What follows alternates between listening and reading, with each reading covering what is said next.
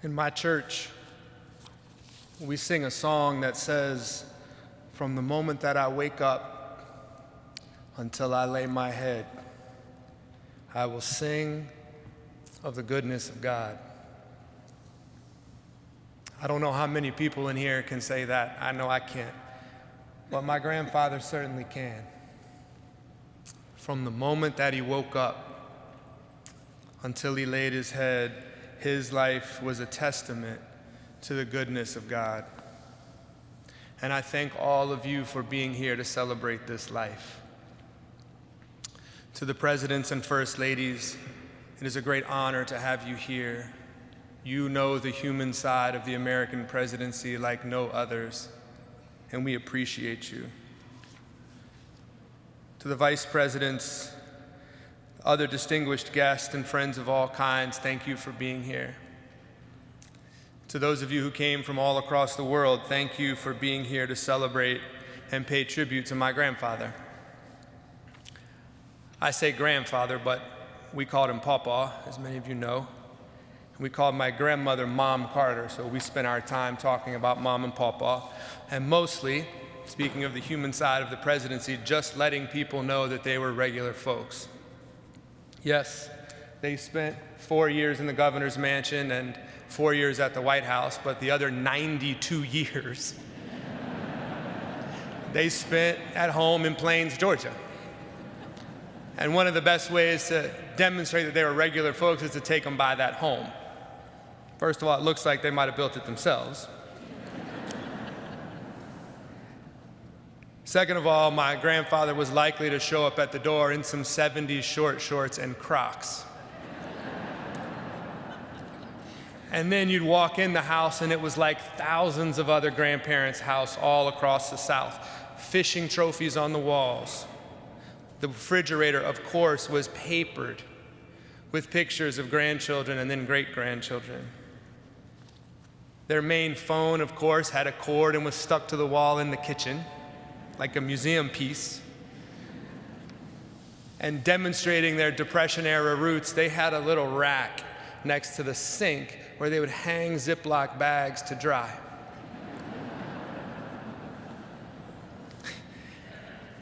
And demonstrating that they changed with the times, eventually he did get a cell phone, and one time he called me sort of early on in that process.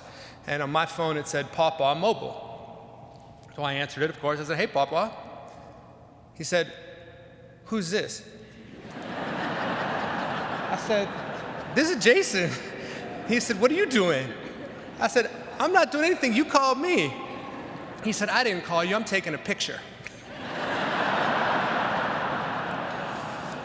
It was a nuclear engineer, right? I mean, they were small-town people who never forgot who they were and where they were from, no matter what happened in their lives. But I recognize that we are not here because he was just a regular guy. As you've heard from the other speakers, his political life and his presidency for me was not just ahead of its time, it was prophetic. He had the courage and strength to stick to his principles even when they were politically unpopular.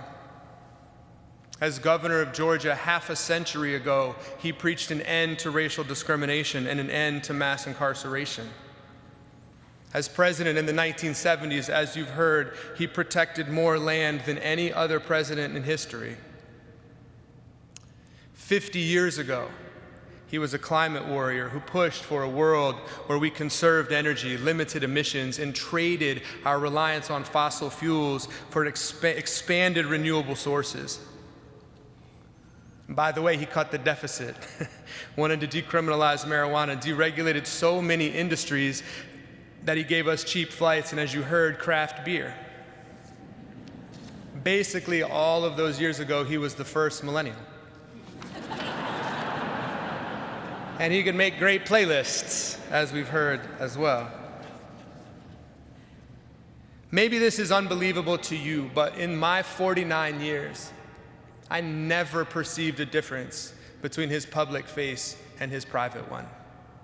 He was the same person no matter who he was with or where he was. And for me, that's the definition of integrity. That honesty was matched by love, it was matched by faith.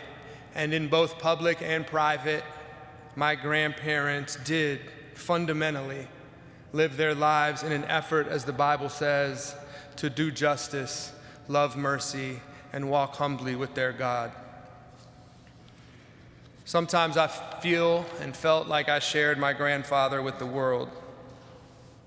Today is one of those days. But really, he shared the world with me. The power of an atom, the beauty and complexity of a South Georgia forest. When we fished, he celebrated the majesty of everything from the smallest minnow to that grand circulation of waters. And he shared this love with my boys, taking these Atlanta public school kids out into the fields to show them about row crops and wild plums. In the end, his life is a love story. And of course, it's a love story about Jimmy and Rosalind and their 77 years of marriage and service. As the song says, they were the flagship of the fleet.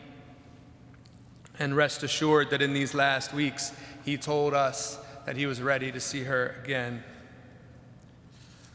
But his life was also a broader love story, about love for his fellow humans and about living out the commandment to love your neighbor as yourself.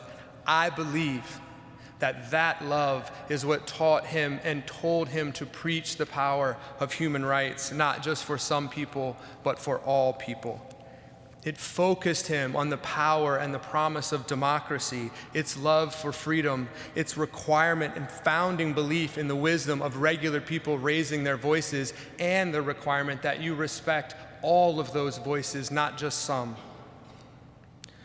That conviction made him a naval officer who believed and demonstrated, as you've heard, that the greatest power of America was not the military, but its values. And those values were personal to him, and he lived them both publicly and privately. As you heard Stu say, as president, he gave voice to dissidents, stood up to dictators, brought countries together in peace. His heart broke for the people of Israel. It broke for the people of Palestine, and he spent his life trying to bring peace to that holy land. And he talked about it at the dinner table. It was the same in public as it was in private. And for the last 40 years, as you've heard, he spent his time living out that love and that faith alongside the poorest and most marginalized people in the world. And that work, again, has been based fundamentally on love and respect. The Carter Center has 3,500 employees, but only a couple hundred in the United States. The rest are spread throughout the countries where we work: Ethiopia, South Sudan, Chad, Bangladesh, and all of the Carter Center's programs are based on a respect, that same respect for the power of regular people, even if they are in tiny villages miles from anywhere else. To give one example, we've all heard a lot lately about guinea worm disease. It's an ancient and debilitating disease of poverty, and that disease will have existed from the dawn of humanity until Jimmy Carter. When he started working on this disease, there were 3.5 million cases in humans every year. Last year, there were 14. And the thing that's remarkable is that this disease is not eliminated with medicine. It's eliminated essentially by neighbors talking to neighbors about how to collect water in the poorest and most marginalized villages in the world. And those neighbors truly were my grandfather's partners for the last 40 years. And as this disease has been eliminated in every village in Nigeria, every village in Sudan or Uganda, what's left behind in those tiny 600-person villages is an army of Jimmy and Rosalind Carters who have demonstrated their own power to change their world. And that is a fundamental truth about my grandfather. It begins where it ends. When he saw a tiny 600-person village that everybody else thinks of as poor, he recognized it. That's where he was from. That's who he was.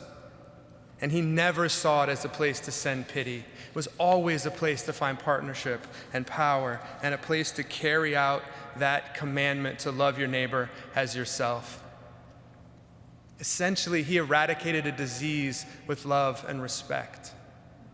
He waged peace with love and respect. He led this nation with love and respect. To me, this life was a love story from the moment that he woke up until he laid his head. I'll conclude with this. As Andy Young told me, he may be gone, but he's not gone far. The outpouring of love and support that we have felt from you and from around the world shows how many lives he has touched and how his spirit will live on in many ways for us. He'll be in the kitchen making pancakes, or in his wood shop finishing a cradle for a great-grandchild, standing in a trout stream with Mom Carter, or for me, just walking those Georgia fields and forests where he's from.